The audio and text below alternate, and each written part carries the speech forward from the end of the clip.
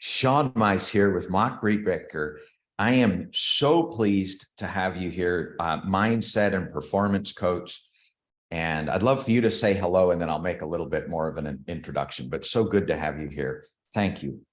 Well, thank you so much for the invitation. I've really been looking forward to this because this is our first joint venture. And I think there's going to be a lot more to come, but I've been looking forward to it. And I've been looking forward to hopefully serve all of you. And thank you so much for taking the time to be here. And I know time is the only thing you can never earn back. So I'm going to do my very best to make sure that you actually feel like it was worth it. Oh, wow. That's wonderful. I can tell those of you that know me personally, I can promise you it's going to be worth it. I spent some time with Majbrit, I don't know, maybe 10 days ago. And I don't do this very much, but I was blown away by a couple of things that she said, and I wanted her to be here. So before we get started, I want to take a peek at Majbrit's profile on LinkedIn, because that's where we met. And if you'd like to connect with Majbrit, and I believe personally that you should, I'm connected with her. I believe that you should. I am going to pop her profile into the chat. And if you'll go to her profile and ask to connect with her. Now, she gets an awful lot of connection requests. So it's important that when you offer the connection request, type into the little box that Sean sent you there, or that you were on this particular event. That way she'll be able to know who you are and where you're coming from, because she gets so many connection requests and they just pile up. So if you'll head there, let's do this. Let's go ahead and get started. Majbrit Bøttger, thank you so much for giving me the opportunity to interview today. This really is about everybody that's here. It's not about me, and it's not about Majbrit, but I want to give you just a little bit of background. We found ourselves on a short Zoom call, I don't know, probably about 10 days ago, and had a very, very interesting discussion. And I discovered that she's a mindset and a performance coach, and she'll tell you all about exactly what she does. But one of the things that really struck me, you see, my background kind of as a type A, hard-driven entrepreneur, is that, performance and mindset is all about more and more and more, and optimizing and more and performance and more.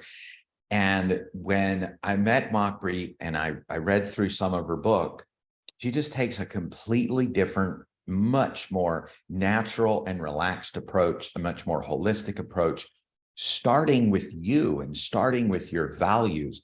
And it's so refreshing for me to hear, and yet diametrically opposed to everything that I've thought about mindset in the past. So Majbrit, I'd love for you to offer a word of introduction about yourself, or anything special you'd like to share before I ask you a few questions.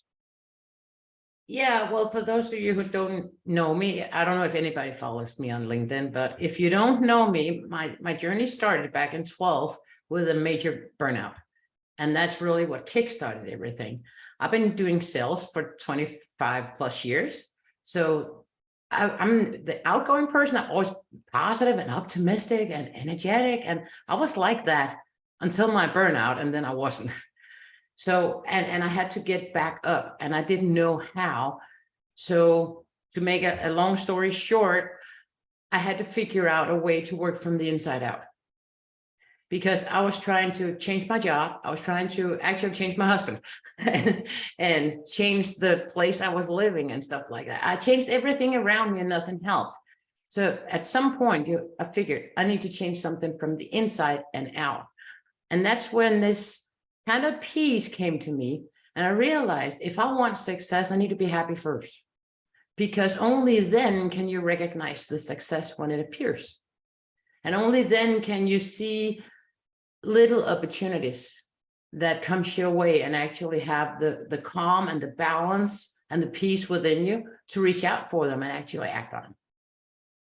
So that's how it all started. And it sounds really simple, and it took a long time. But during this time, I got educated by Bøttger, and I followed his process that I took in and is now coaching other people on. And that process is the whole foundation for the way I work, And for the book, for everything I do, that laid the foundation. Then I put a ton of stuff on top of it, had many different coaches and many insights. And I took everything that I thought worked best for me and applied it into how I work today. So, but the whole idea about being happy, and then you can recognize the success.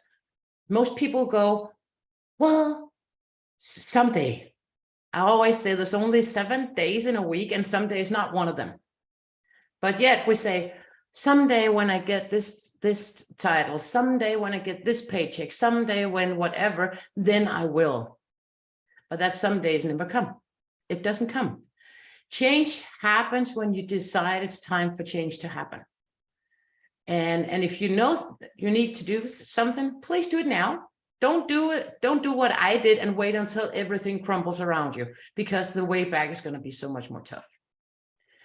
So we do that. We say someday, someday. And when I just get this, then I'll be successful and then I'll be happy. But it's the other way around. You need to find happiness and then success will come. Thank you. That's awesome. And I'll take that right here, because I think for me, like I was saying earlier, there's this driven piece and there's this efficiency piece and there's this performance piece. And for me, it's very, very counterintuitive for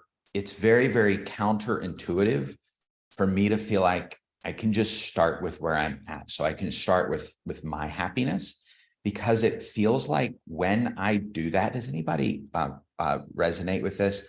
When I do that, I feel like I'm putting down all of the high performance things. And I think I get scared. I go, wow, if it takes me 90 to 180 days to figure myself out, my whole business, all my performance, everything's going to fall apart while I'm focusing on me. How do we deal with that, Majbrit? Well, it's all about priorities, right? But one of the most important things to remember is, if you don't take care of number one first, that'd be you. Nobody else will, right? And you struggle and you work hard and you trial and error and everything to serve other people. But if you don't take care of number one, you will not be able to serve other people. You will end up like me, burned out. And in that situation, you can't serve anybody. And the most scary part of this is that I did not pay the highest price for this. My kids did, because they were standing on the sideline, not being able to do anything about their primary caretaker falling apart. So it's never ourselves that pay the highest price for not taking care of us. It's the people that we actually work hard for that pays the price when we fall apart. And that's why it's so important to take care of number one. But the thing is that high performance is not about working harder. It's about doing things differently. But if you're in peace, you can be so much more efficient and you can get so much more done. I have this, I measured my one-on-one clients, and I measured how much time they save just by changing up a few things in their workday. And they average on 2 hours and 57 minutes per day, every single day, just by changing up a few little habits in their work life. They didn't work harder. They just gained 3 hours, almost 3 hours. Every day, imagine what you can do for yourself. Just take one of those 2 hours and use them for recharging, and the other 2 for the family. What do you think is going to happen? It balanced out that way. So it's important that you figure a way to work efficiently without being stressed out. I know this guy, he calls it peaceful profits when we're talking business side of it. And I love that phrase because it's really what we're after. I mean, if you go, I don't know how many in here as solopreneurs or entrepreneurs have their own company. Can you please say me in the chat? Something. Okay. A couple of you, those I can see anyway. So we do that to gain more freedom, right? And we end up working 90 hours a week. it doesn't seem like it was a smart choice. Now we're passionate about what we do. That's why we can keep up, but we won't be able to keep up forever at that pace. So it's important to structure the day and make sure that what you're working on is really what matters the most and is what is going to move you forward towards that dream that you have, that goal in your dream. So we get distracted all the time. We so easily get distracted, and then there's shining you, and then there's like social media and the news and everything else that distracts us. So if we put it into some focus blocks where we focus on, okay, I need, let's say I need to do LinkedIn posts. Bad example because I'm horrible at structuring just that, but there's somebody better than me for this, but it's an example, right? So I need to schedule my LinkedIn post. I want to post once a day, Monday through Friday. So throughout the month, it's going to be somewhere between 20 and 25 and 30, 25 pieces, right? 25 posts. And I schedule that to do it in a bulk on Monday mornings. Now that's going to become a routine when I do it every Monday. That's going to be a routine, and it's out of the way. The whole thing about this is I don't have to invent things like every day for the whole week. It's kind of like the president of the United States. He only has 2 colors of suits, blue and gray. And that's because it takes away choice, an unnecessary choice. If you hang out your clothes in the evening before you go to bed, you figure out how much time you save in the morning. Even though we think we don't spend a lot of time choosing our clothes in the morning, but we are. And so we can eliminate things that don't matter. So we can spend as little time. How many in here have ever tried to do a meal plan for a week? Have you tried that? And you go like, oh, it's so nice. I know what to do for dinner tonight. And how many in here have tried not to have a meal plan? And every day at 3 o'clock, oh my God, does anybody have an idea for dinner tonight? We spend so much time figuring out what to eat for dinner every day. But if you do a meal plan for a week on Sunday, you got it done in 30 minutes. It takes a lot of stress out. And this is what I think I mean when I think high performance, about being efficient in the way that's going to optimize our day. So we take away the distractions and the fluff that never guide us in the right direction, that holds us back and slow us down. Does it make sense? Mm-hmm.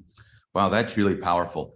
And I can see how, once again, kind of thinking about this time frame of getting these things organized and organizing the week and organizing the day and seeing what's important and seeing what brings us peace and seeing what brings us happiness, so that we can work in that sweet spot. But maybe I'll ask, I want to flip to the other side of this. Let's say that we do have a project. How many of you have a project that it's extremely urgent and it needs to be high performance, and you've got to dig in and you've got to just do everything possible to get that thing done, and you really don't care if you're happy and peaceful and time management and all of that. You just absolutely have to get it done. So Majbrit, how would we structure walking into something like that? Perhaps even before we've had the time with you to create the right environment so that we avoid a crisis like that. But how do we deal with that in the moment? Okay, first off, I would ask you, if you were my coachee, I would ask you, is this your problem to solve? As opposed to someone else's problem. Yes, because we tend to take on projects and tasks that are not in our interest, won't serve us, will stress us out and piss us off and really do nothing good for it. And the consequence of that is that we're not delivering with excellence. So that would be my first question to you. So first question, is it your problem to solve? Let's assume that it is. And you say, yeah, it's my problem to solve. I'm the only one in the company, my problem. Okay. How is it? Because there's difference between matter and urgent, right? So sometimes it feels like it's urgent, but really it's not, because the task might be urgent, but the task is not that important. Does this make sense, or is it a little bit too tricky? There's a difference between important and urgent. Okay, so that would be my second question to you. So let's assume it's urgent, it matters, it's your problem to solve. I would tell you to create a battle board. If it's a project with a lot of moving parts, create a battle board so you have a complete structure in front of you as a visual. Because in that way you can take every task as little as possible and put it on the board and move them as you can check them off. You can move them. Not every task can be done in one go. Sometimes you have to start a task and then wait for feedback or whatever before you can finish it, and then you park it in pending. And when it's done, you can put it up to finish. And the finish, or the done box, is always top left. You know why? Why? Because we read from top left. So the first thing you're gonna spot on your battle board is everything you've done. And that's gonna keep you motivated. But the thing with the battle board is it keeps you from getting overwhelmed, because you know all the pieces are there and you move them so you can always see how far you are, even on days where you feel like you've done nothing at all. You can see that's simply not true because you already did this. Most of the time we feel like we're not doing anything is because we didn't get to finish something. It's pending. But when we're talking projects, things will be pending. And then you can see you move them from here, from task to pending. And tomorrow, when you get that email back from Sean, you can move it to done. And then you can pat yourself on the back and you can go like, yes, because we need to celebrate. All the wins, all the little wins. Little wins, little micro wins. Yes. So that at the end of the day, we don't just look at, wow, I worked for 8 hours, and it's sometimes at the end of an 8-hour day. How many of you would say at the end of the 8-hour day, you work really hard? I work hard most days. We work hard all day long. We know we worked hard. We skipped lunch. We didn't answer the phone. We didn't take time for loved ones. But at the end of the day, we're like, wow, I worked so hard. And what did you really accomplish? And sometimes it's very difficult to put that flag in the ground and say, this is what I've done. But I could see that if you had 8 micro wins and you could see those 8 wins at the end of the day, that it would give you motivation tomorrow to go do another 8 micro wins and to do another. And wow, even as I'm thinking about this, I'm thinking this would snowball. Like if we had, I don't know how many micro wins we could get each day, but if we had 8 micro wins a day, at the end of the week, we've got 40 little wins. Wouldn't they add up to something? Am I on the right track here? Yes, you are, because we need to celebrate. We need joy in our everyday. Most people have forgot what it's like to be fundamentally happy, right? We kind of like, we zoned out a little bit and the pandemic didn't help. And we kind of like, the world is emotionally flatlined. And even if you are a person with a lot of energy, you still have to keep up the energy from everyone around you because they're not like that. And so we need to put in the wins and do the celebrations. Nobody won the Super Bowl without winning a lot of games along the way.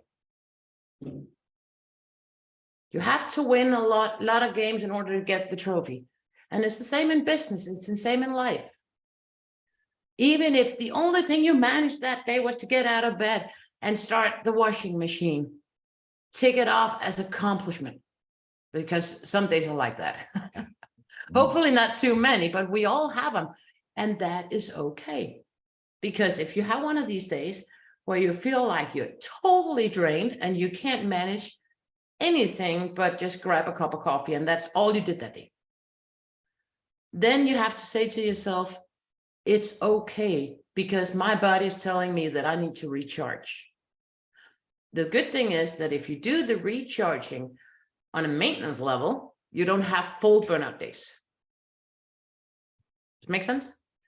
So it's really important to schedule me time for recharging every day. Just half an hour, whatever is possible, but put it in there every day. It's also something to look forward to. I'll take questions. Sean is in charge. Let's, Laura, let's see how we do this. I'm going to ask to unmute. I think we can do that. Go ahead, Dr. Laura. Can you talk about, we have the to-do list and I have the tasks and activities. Some of them are shorter than others. And we prioritize. Some of the longer ones take focused attention for longer periods of time. I don't know about anybody else, but I feel that I can only go for so long before I'm productive if I don't take a break. So if I stop and I walk for an hour, I come back and I'm recharged and I actually am more productive for having had the hour break. Are you following me? So Absolutely. this drive to just, I'm going to sit here 8 hours and I'm going to not going to work. Not going to work. It doesn't work. It doesn't work at all. The adult brain, the latest study shows that the adult brain can focus at a maximum level for 25 minutes. That's an improvement to the 6 seconds. I understood. But for 25 minutes, I usually say 50 minutes because it works with an hour, right? So you do a 50-minute run on whatever you're working on, and then you break, no matter what. Just break. And then you get up, and these are things to keep you energized and focused all day, because your cognitive abilities goes like downhill from the 50 minutes. So you're totally right. You need to break, but you can do with just a couple of minutes and these couple of hacks here. One of the things you can do to keep you energized throughout the whole day is to drink a liter of water within the first hour after waking up. You just spent 8 hours in the desert. You're dehydrated. And if you drink that liter of water, you will not get the sugar craving and the dizziness around 2 or 3 o'clock in the afternoon. Then you do as Laura, and you break, and not Netflix and Doritos, just a couple of minutes. Just a couple of minutes. Get up, walk around. You'll be thirsty. If you drank water in the morning, you're going to be thirsty. And you need the bathroom. So it's really easy to break here. And you walk for a little bit and you take 20 deep breaths, like all the way through your nose and out through your mouth. Like, you might get lightheaded at start in the beginning if you're not used to doing this exercise. But I'm telling you, when we sit with a computer, we sit like this.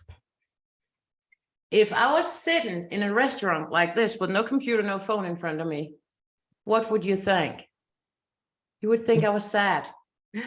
You would think I was sad because or crazy. Or crazy, yeah. But this is a sad position. This is the same position we do when we cry, when we hide. So, and we can only breathe to about here when we're sitting like this. Mm-hmm. So it's important to get up and stretch out and breathe all the way down to the stomach. So your brain gets oxygen and your eyes get a couple of minutes of peace from the screen. Yes. Thank you for that. Thank you for that. I find that, 15 minutes into my walk, I'm getting solutions easier for whatever it is I'm trying to do. Right. So that's because when you do that, you reach an alpha state where you're not thinking about a whole bunch of stuff. And that's when your subconscious is open for suggestions. And that's when you can see the solutions. It is actually just working on solutions for you. Love it. Thank you. You're welcome. Awesome. What do you say we take Andrew? Absolutely. Go ahead, Andrew. You should be unmuted or close.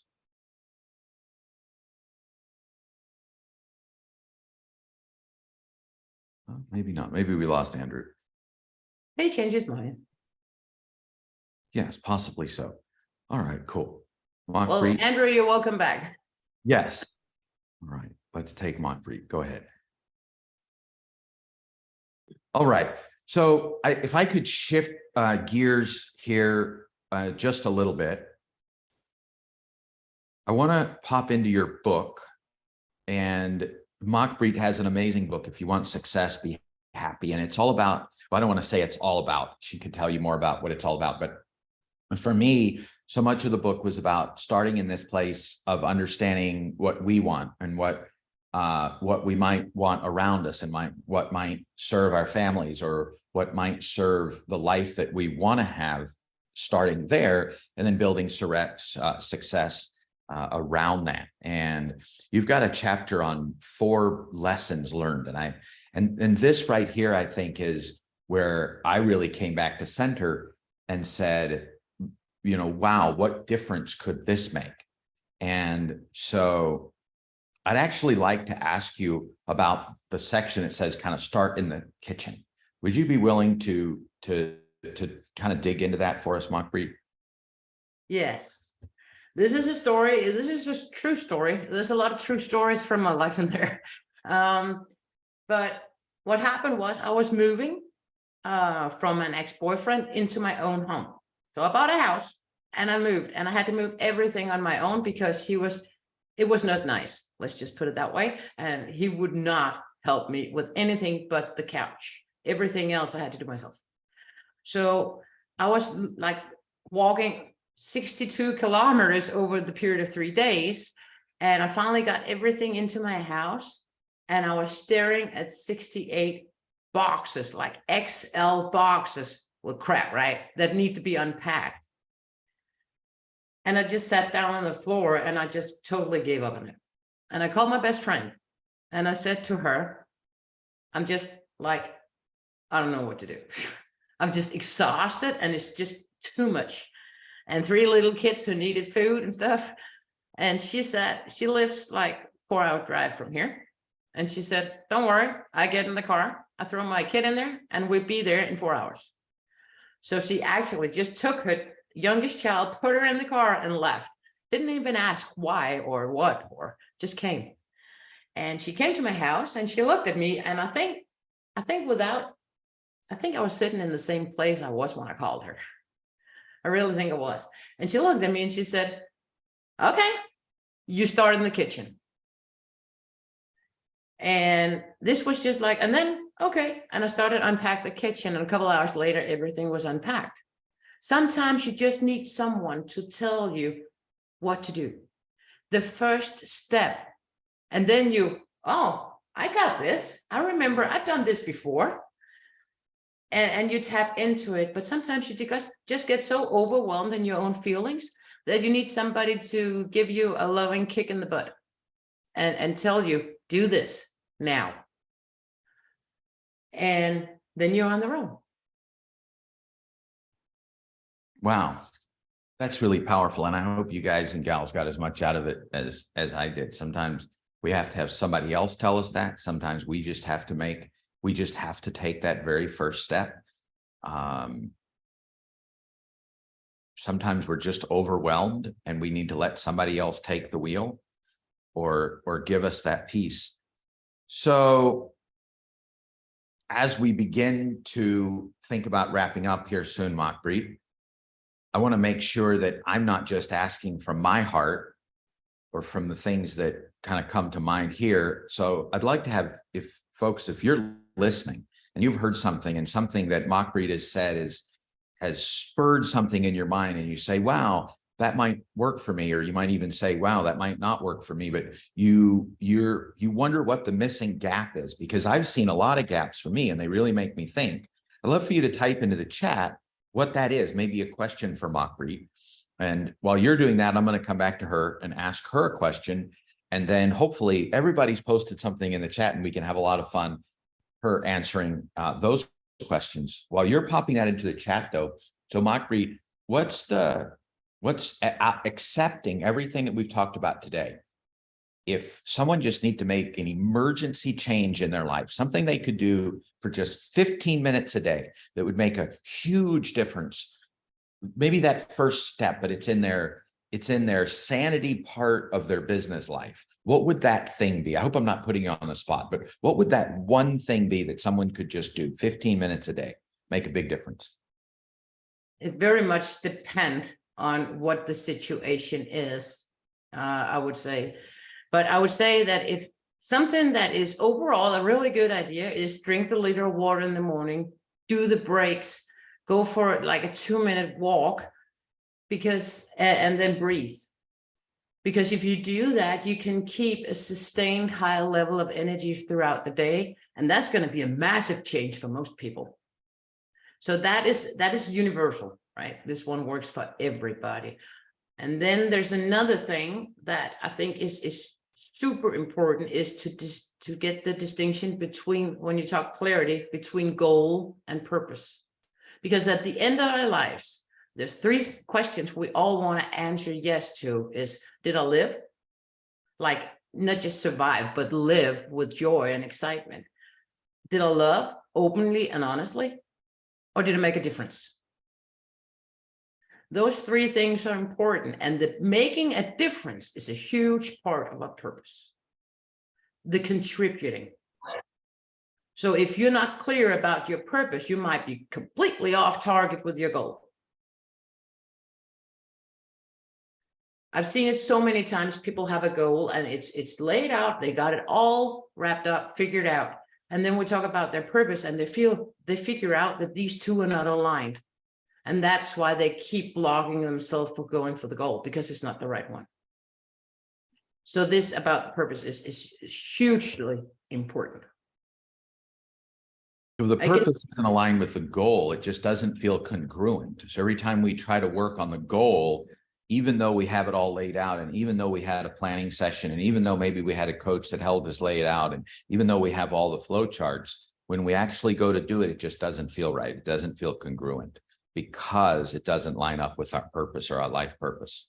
Yes, and your inner integrity. That's really powerful. Thank you. I think Britt popped a question in. Majbrit, what do And you? so did Andrew. Can we, I feel let's sorry take for him Andrew. because the system wouldn't unmute him, so he couldn't ask. So the question I wanted to ask was, should you break those audacious goals down beforehand to avoid overwhelm? Yes, you definitely should. You should put them in to the battle board.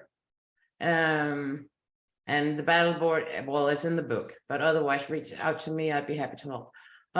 You should put them into a battle board, because in that way you have the overview at all times and you will never get overwhelmed. I hope it makes sense, Andrew. Otherwise, just write to me again and I'll try to be more specific. Oh, and Britt is asking what I do to make people save 3 hours per day. I'm not talking about meal plans with my one-on-one clients. The battle board is one thing, actually. And then we talk about the work structure and doing power blocks. So you put things into the 50-minute blocks I talked to you about, and then we remove distractions. And in order to figure out what really is distractions and what is just them not being courageous enough to actually go for it, even though it's important, and what holds them back, because being held back by insecurity or lack of courage is something people spend enormous amount of time on. You have no idea. And so, but that's not something you can just flip a coin and then it works. But the battle board and the 50-minute power blocks are really good starters. Thank you. Are there any other questions? Do you see questions that are coming in directly to you? Maybe that I'm missing. No. No. Okay. So what I'd like to do, and we're not going to wrap up yet, so don't go anywhere, but what I'd like to do, so much of what I do, and I believe Majbrit would agree, but I haven't asked her this, is really about collaboration and getting to know each other. And especially when we think LinkedIn, and we think modern social, and when we think growing together, and we think even with our businesses growing, so much of that is getting to know the right people. I think so often we spend our time sometimes spinning our wheels, meeting the wrong people. And if you feel like Majbrit has helped you today, and you'd like to be able to connect with her on LinkedIn, I want to share the screen. And who knows? Oh, oops. And I wasn't prepared right here, and I'm embarrassed, but it's here. Yes. Don't worry about it. Majbrit. Yes. Okay. So this is her profile. And here's what I'm going to do. I'm going to pop this into the chat. And I believe that Majbrit has something to offer you if you connect with her there. But I want to say this: when you go over and you connect with her, just be sure and put a note that you were on this event, or put my name in the note, because she gets a lot of connection requests and she can't connect with everyone. But I do believe that if you're here, she'll want to connect with you.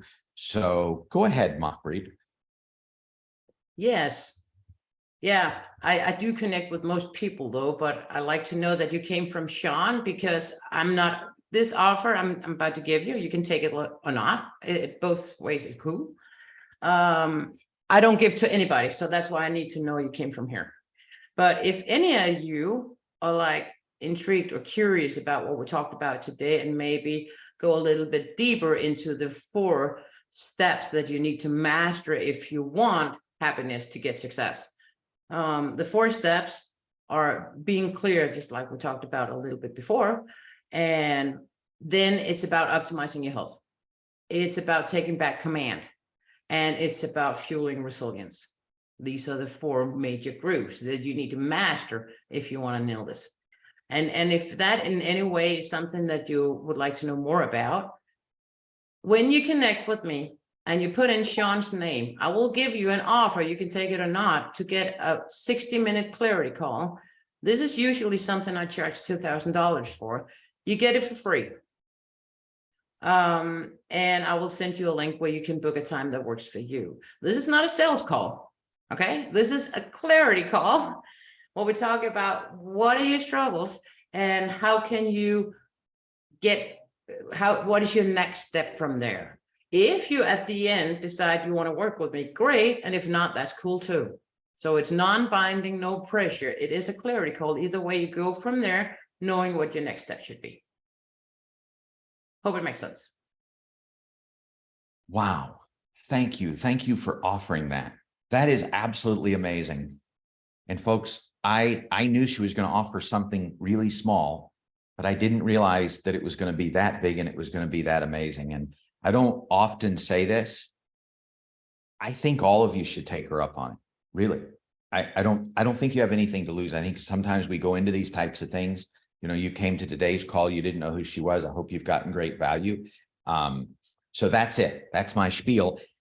What I'd love for you to do, and we're going to continue to talk for just a minute, I'd love for all of you to type into the chat what's been the best part so far.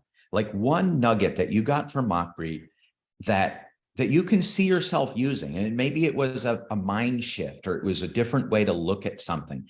And I'm going to actually, let's have a moment of silence, 20 seconds. You don't have to listen to me or Majbrit.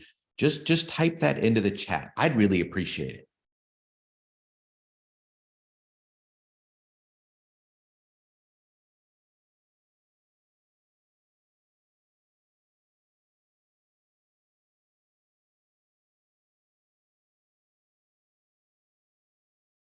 Okay, 5 seconds left, and then just hit enter.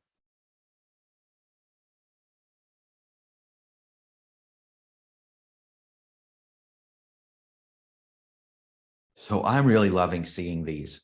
I'd like to have some fun, Majbrit. I'd like to read one and then have you read one.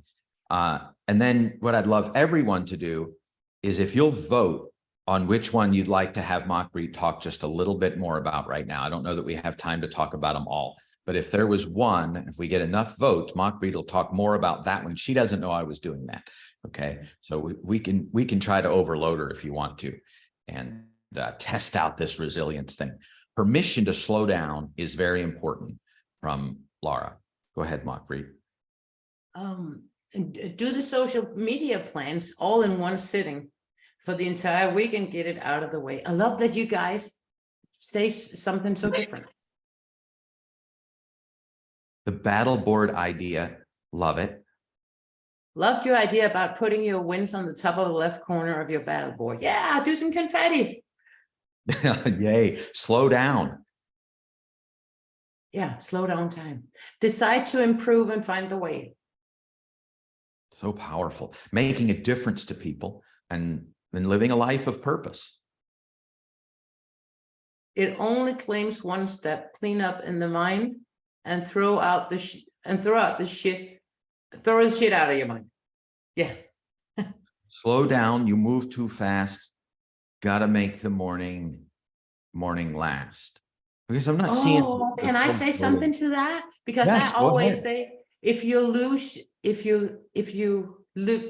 don't own your morning, you're gonna lose your day. And it's very close to this one. If you don't own your morning, you will lose your day.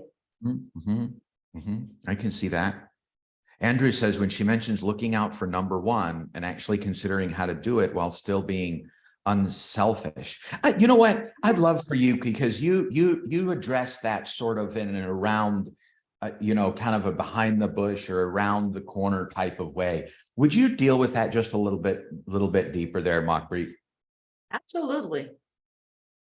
It's not unselfish to look out for number one. It's necessary. I cannot stress that enough. It really is necessary.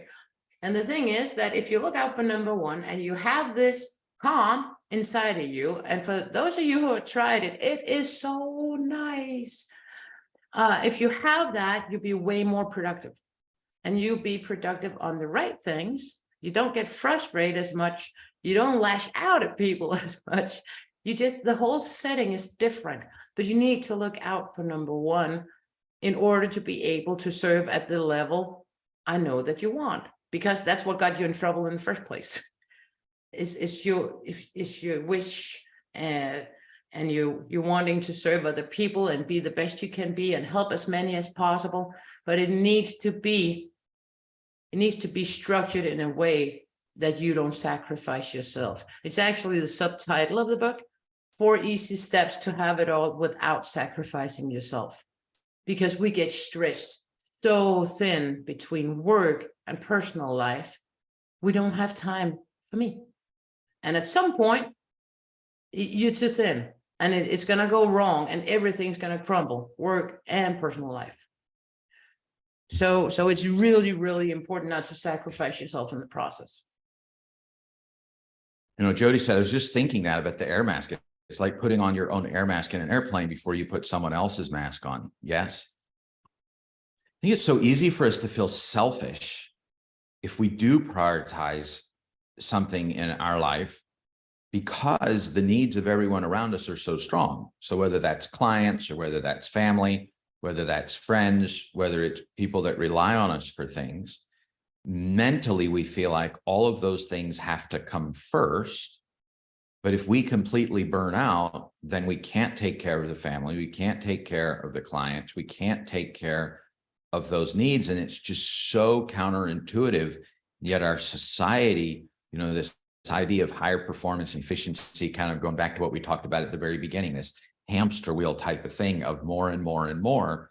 If we can sit back, like you said, Majbrit, own our morning. And, really, I'm just kind of almost in a flow state right here. I'm thinking not just own our morning, but own our month, own our year, that how we start things gives us the ability to how we're going to be able to finish them. And so often, if we start in a reactive mode, then we never finish the things that are important. And we're just putting out fires. Yeah, always putting out fires. We need to learn how to say no. This is the word that most people don't know how to pronounce. Say no. Somebody said that the difference, I think it was Warren Buffett, the difference between successful people and really successful people is that really successful people say no to almost everything. I have another version of it, is that yes will get you success, no will get you high performance. But we need to learn how to say no. And I've found that you can say no without pissing people off. Because you could take ownership of your own no. So if you ask me to do something and I can't fit it in without compromising something else that I find is more important, I would tell you, you know what? I get that you're totally passionate about this, and you should find somebody who is equally as passionate about this as you, because I will not be able to deliver at the level that I want to. Well, that's brilliant. That So is how a really can good we way know? of saying no. And at the same time, make sure they don't come back and ask a second time, because most of the time say, yeah, well, I would love to help, but I just don't have the time right now. And they come back in 2 days. And you're going to do this dance 7 times. And finally, at the end of 7, you say, I can't keep saying no to them. And then you'll do it, and you do a crappy job. So what about family? So it's not just a task to be performed, but it's a family member that's over demand. How many of you have a family member that's over demanding and you feel selfish thinking about it or talking about it? How would you deal with a family member that you love? I mean, you're not trying to, like, estrange yourself, but you want to have some boundaries. What would you say to that? Same thing. And it goes for friends and family. Of course, it's not a task like if it was a boss or something who came, but people who drain you, and you are the sum of the 5 people you spend most time with. This is worth a thought, because that's the truth. So if people are draining your energy and always like taking from you and never giving back, you should consider spending less time with them. It's not that you should be an asshole and not help people out, but some people are like really robbing you from your energy, right? They're kind of like, they're going all in. And they're probably not realizing it. But you are, because every time the mere thought of having to go to that house drains you from energy, and you feel like a cold is coming your way as soon as you get into the car. You feel like, no, I really don't want to do this. And then you kind of like, okay, I got to be the better person. And you do it anyway, and you hate every second of it. So even you have the time you spend that you don't like in the now with that person, but it fills you up hours, even days in advance of that meeting. And it takes hours and days on the other side as well. So you, worst case scenario, you just lost 5 days to trying to do something from somebody who's going to ask you again tomorrow. So it's really important to learn how to say no, even to family and friends. That's really, really powerful. Majbrit, thank you very, very much. Well, I'm looking at the clock and I'm thinking, I've got just one more question. If we left here today and there was one, I want to think high power, like we've talked so much about preparation and the no and but if there was one tactic that you would say, you could just go out there and conquer with, what would that one tact, just something to leave folks with? What would you like to leave folks with? Something powerful, Majbrit. Get a coach.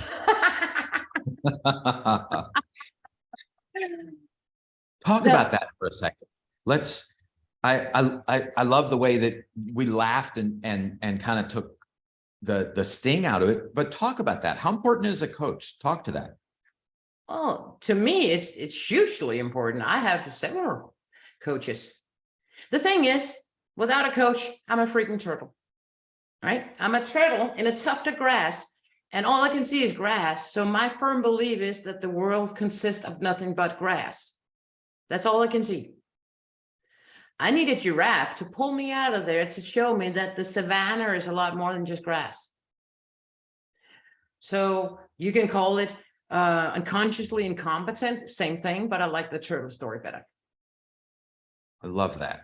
Thank you. We'll end with that. Majbrit, thank you very, very much for sharing with us in such an amazing way. I want to thank everybody that came here as a live audience, but just really want to thank Majbrit for delivering in this way.